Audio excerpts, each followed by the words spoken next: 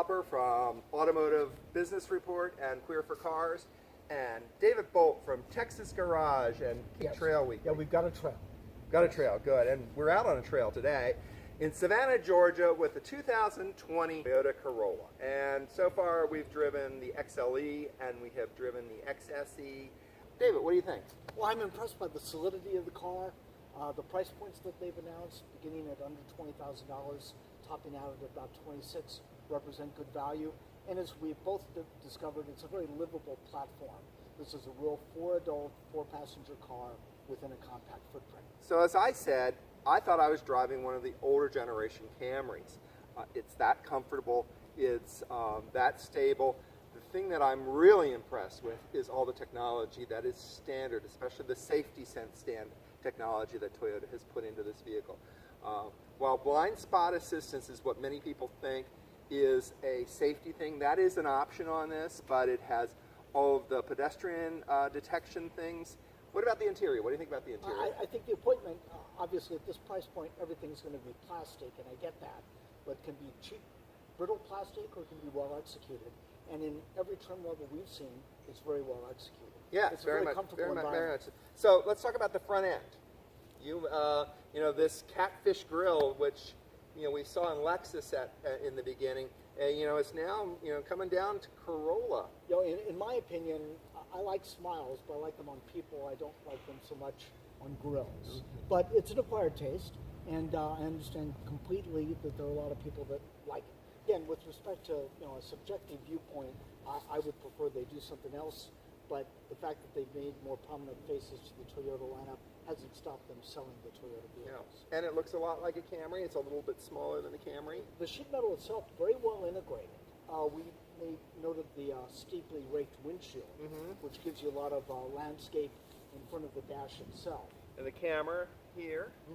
So, interesting that I'm seeing more and more large windshield wiper for the driver, and then the smaller one on the passenger side.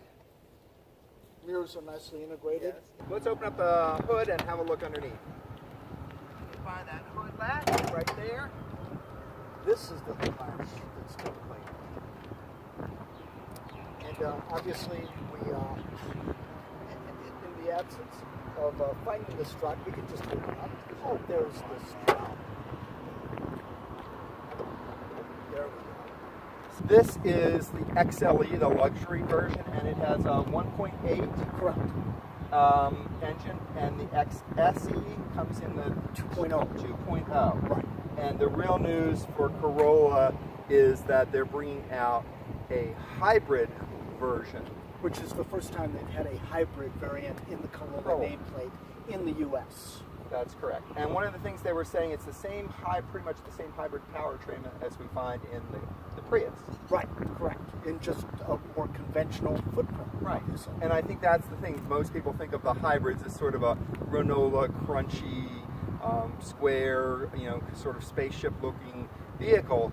But not everybody's looking to buy that spaceship-looking vehicle, but they still want the economy of a hybrid. Now, the hybrid Corolla, they were putting 52, 53? Correct, 53 in town, which obviously is where hybrids are most efficient with the stop and go driving, but 52 on the highway combined. And the fact that you can get 50 plus miles per gallon in a car that is this comfortable, this solid, this reliable is utterly amazing. Yeah, and a hybrid vehicle that's getting that kind of mileage where you can seat 4 people comfortably for a long road trip vehicle. However long you care to make it. Yeah. If you're looking at a long commute, and a lot of people in municipal areas or metropolitan areas are, it's the one way to get efficiency along with that accommodation.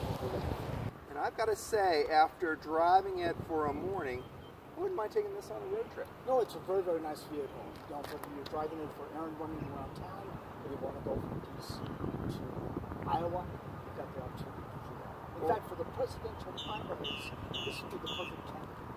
Oh, this is the car to ride around and do all the different states. You can even drive it from Washington, D.C. to Washington State. With this one, I do the blue states. Okay, because we're in a blue car? That's correct. Right. Now, the reason I wanted to talk about this car as a road trip car is because it comes in 2 different versions. There is a luxury version, which is the XLE, And the LE is a little bit more luxury, but the XLE is the top of the line.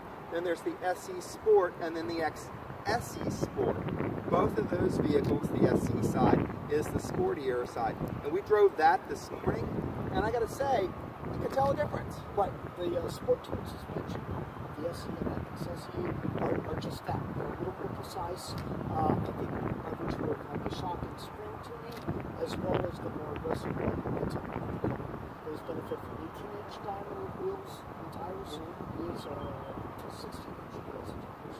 I found this car to be very comfortable. This is the XLE. This is the car that we were driving around this afternoon in, and it is a very comfortable road car. The seats don't grab you, but you're sitting solid in there. You're not not held. But in the XSE, the seats were a little bit grabbier. A little more confined.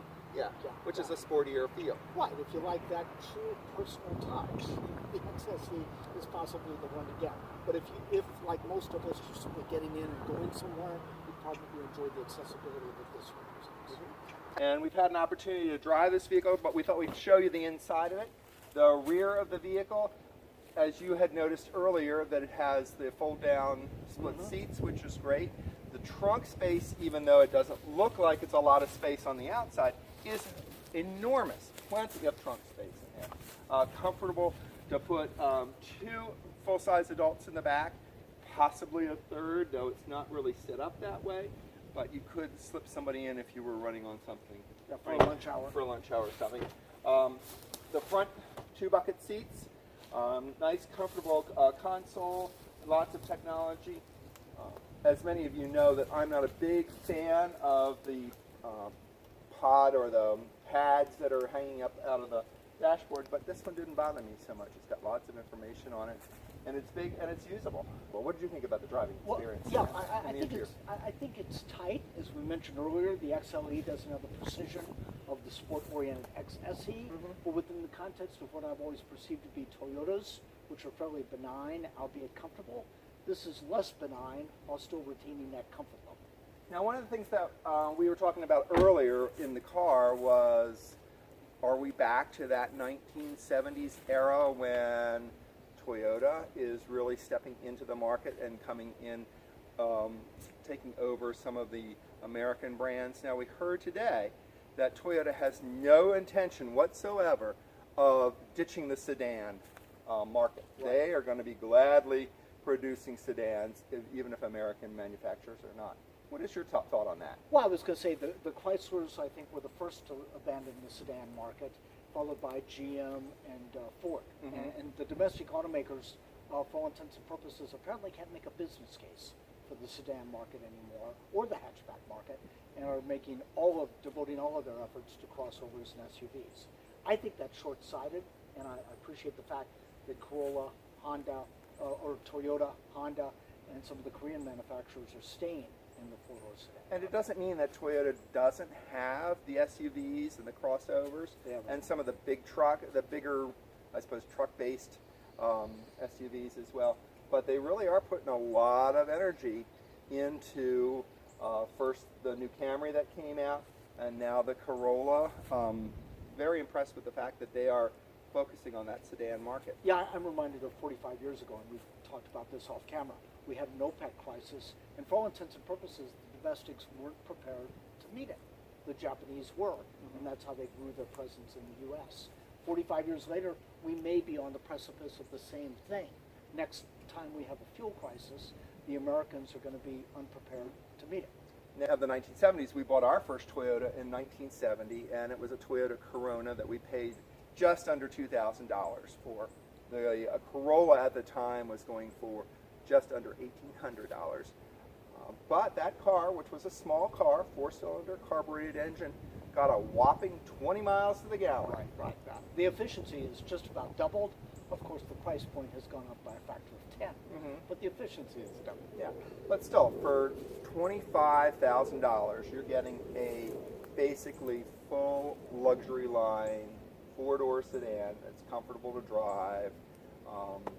And with Toyota's reliability bill, you can pay it off in 4 to 5 years and enjoy it for another 4 to 5. Right. Yes. And I think the looks of it they're not going to age. I mean, it's a good standard look. Yeah, it's not faddish, and No. that's to their credit. Yeah, if you want a car of the moment, that's fine, but it's not going to satisfy you for 60 months like something that's fairly quietly designed will. Now, they were telling us that Corolla is attracting a younger buyer, and 65% of those younger buyers stay with the brand and move up into another one of the Toyota products, which is a great thing. So Yeah, before they know it, they'll want a three-row hybrid. that's what happens. Welcome to growing up a family. So thanks a lot for watching, and we'll talk to you soon.